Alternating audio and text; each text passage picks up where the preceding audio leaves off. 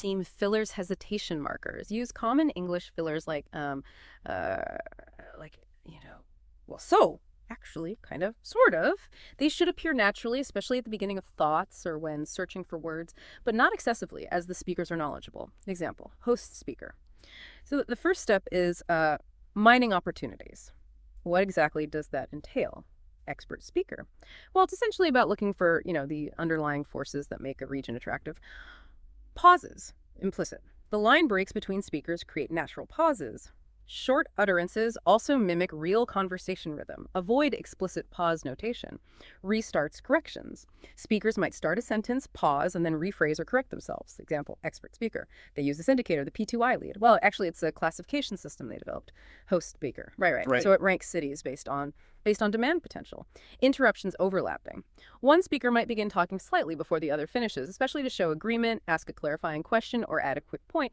The strict alternating line format helps simulate this. Example, host speaker. And that gives you a better picture of the market value there. Expert speaker. Exactly. And that leads into the next concept, which is knowledge. Host speaker. Okay. So knowledge builds on that information. Contractions. Use standard contractions like it's, don't, can't, there. That's what's example. Host speaker. That's a really key distinction, isn't it? Expert speaker. It is. It's easy to confuse the two if you're not careful. Colloquialisms and formal language. Use natural, everyday language appropriate for a podcast setting. Avoid overly formal or academic phrasing. Terms like deep dive, get a handle on, break down, make sense, pretty much, kind of thing are suitable. Example, host speaker. Okay, let's break down this P2I led thing. What's the deal with that? Expert speaker. Yeah, it's basically their secret sauce for figuring out where the demand is hottest. Tag questions. Use tag questions occasionally to invite agreement or confirm understanding, like, right, hydraulic, isn't it? Hydraulic, doesn't it? Example, expert speaker. So understanding those flows is pretty crucial, right? Host speaker, absolutely. It tells you where your potential buyers might be coming from. Back-channeling affirmation, short interjections, like, right, okay, got it, makes sense, sure, exactly, Show active listening and maintain flow. Example, expert speaker, which helps you define those primary and secondary influence areas. Host speaker. Okay, got it. Based on travel time. Expert speaker. Exactly. Especially important in congested areas. Sentence fragments, incomplete thoughts. Sometimes speakers don't finish a sentence, trailing off or letting the other speaker jump in. The alternating line structure can represent this. Example, host speaker. So you look at zoning, existing buildings, sort of expert speaker, the whole urban fabric, yeah. And the strength of nearby commercial hubs. Varying sentence length. Mix short, punchy statements with longer, more explanatory sentences, just like in natural conversation. Example, expert speaker. It's a continuous process. Market intelligence, that is. Host speaker, yeah. Right. Whereas market research is more like a snapshot. Expert speaker. Precisely. It's a tool you use within that larger intelligence framework. You might commission a specific study, for instance. Expert speaker. English notes. Hey everyone, and welcome back for another deep dive. Today we're tackling a topic that's pure gold for anyone in or thinking about getting into the real estate market. Market intelligence. Get ready for a privileged view so you never feel lost in all the market noise again. Our guide today is the 10 Steps TIV 4.0.pdf document from Grupo Prospecta. They're real experts in market intelligence for the property sector. Hey there. Yeah, great to be diving into such a crucial subject. As you said, Grupo Prospecta is a major player in this space. They cover, well, pretty much everything. Residential, hotels, shopping centers, retail, commercial properties, you name it. Exactly. And what really grabbed my attention were their key differentiators. I mean, they've got a solid name in the Brazilian market, their own proprietary database that's constantly updated, which is huge, right?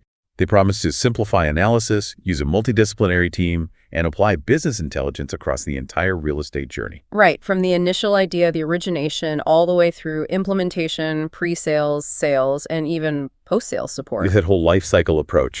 Yeah, that 360-degree view is a massive strength. It shows they really get the market's needs.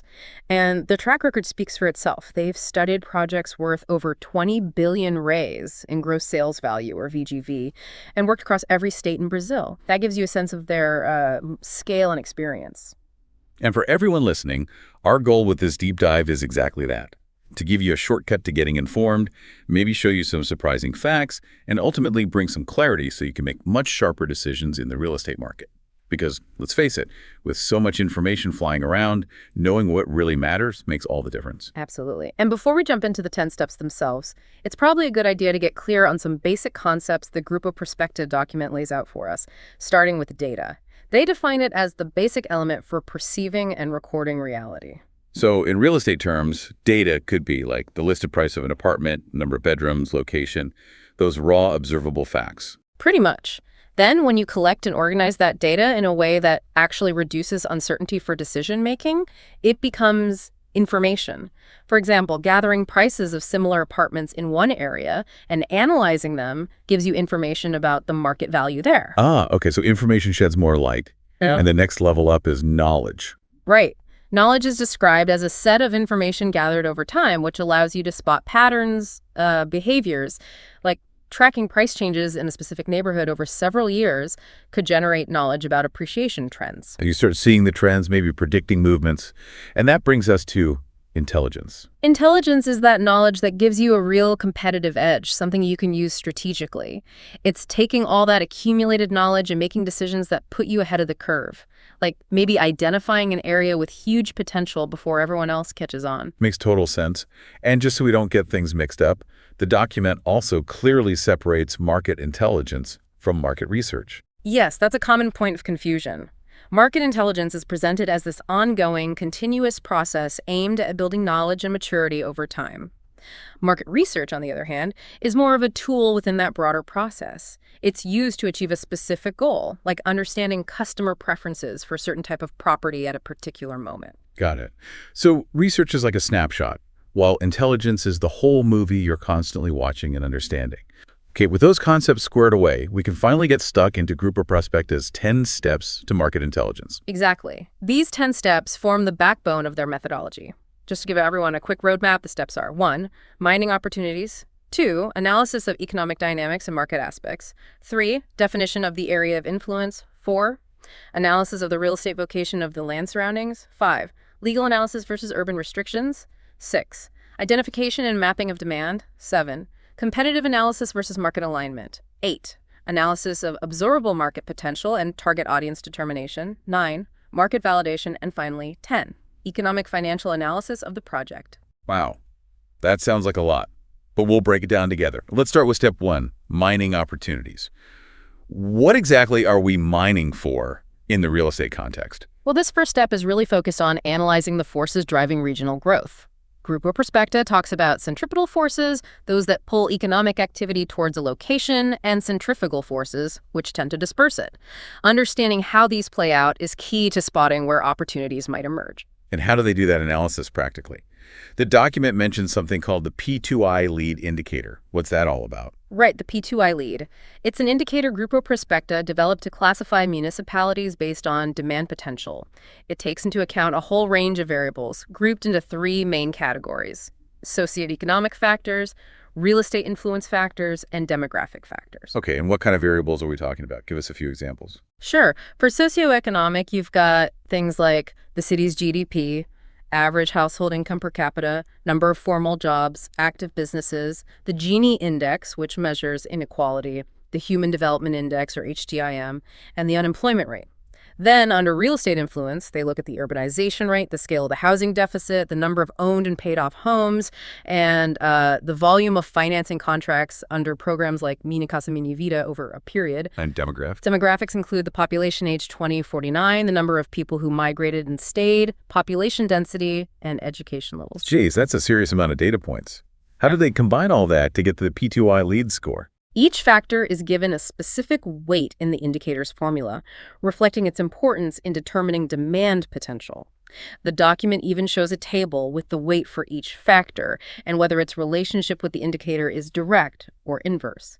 For instance, average income per capita and the HDIM have higher weights, and a direct relationship, meaning higher index values, generally lead to a higher P2I-led score, whereas the Gini index and unemployment rate have an inverse relationship. And how does this indicator translate into real-world opportunities? The document shows a ranking for cities in Espírito Santo based on their P2I lead scores. Yeah, exactly. In the ranking they provide, the capital Vitoria comes out with a P2I lead of 0.675, 5, classify it as great for various types of developments.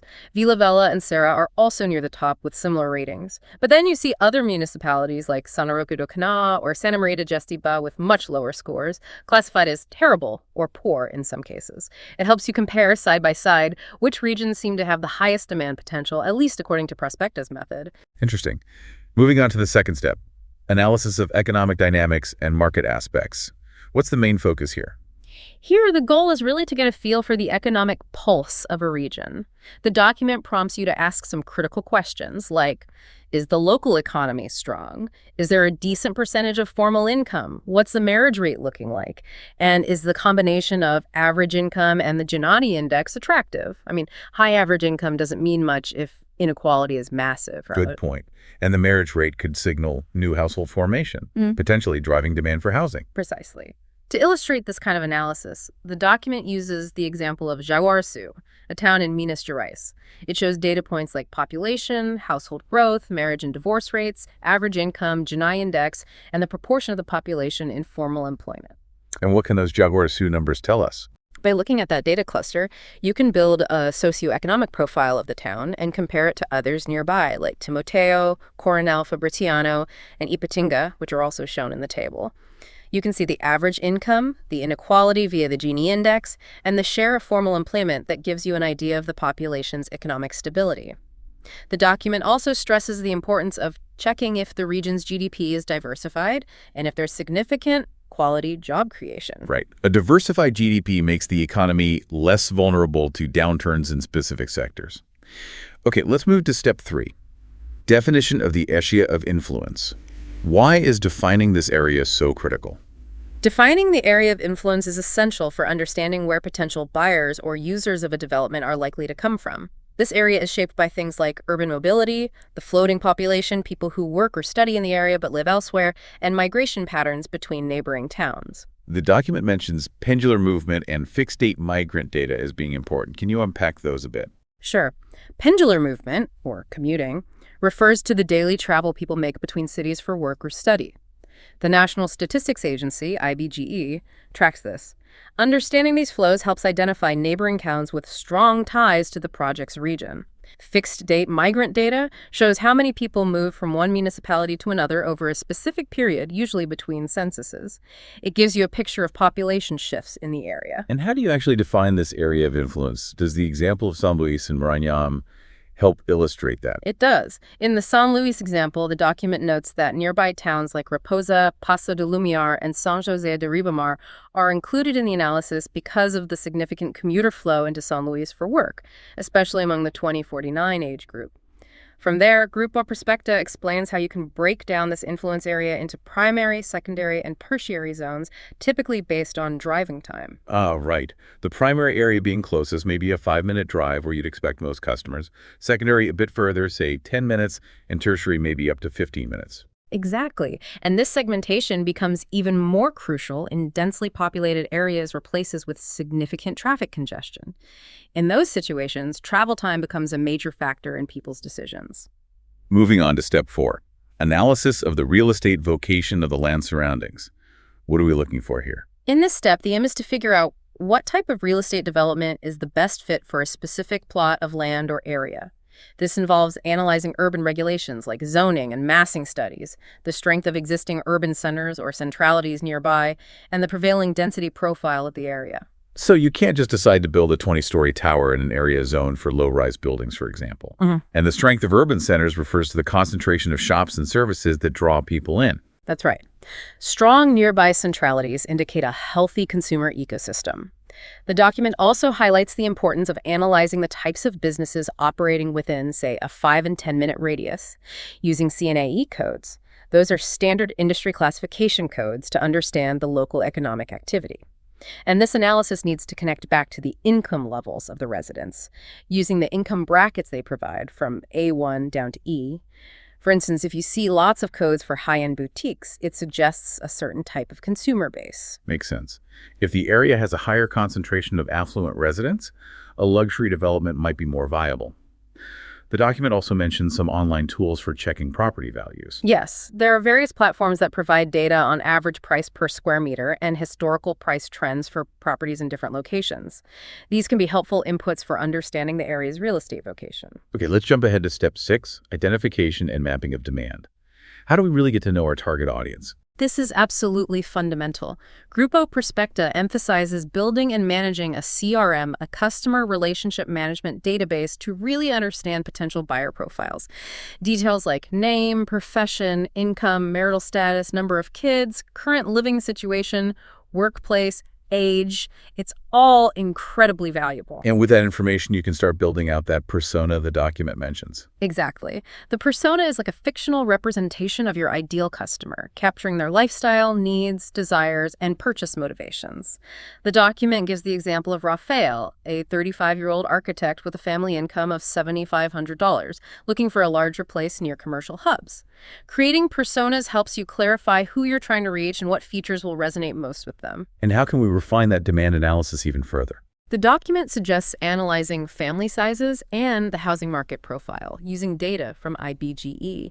Crucially, they also talk about using the population's debt capacity to help determine sales prices.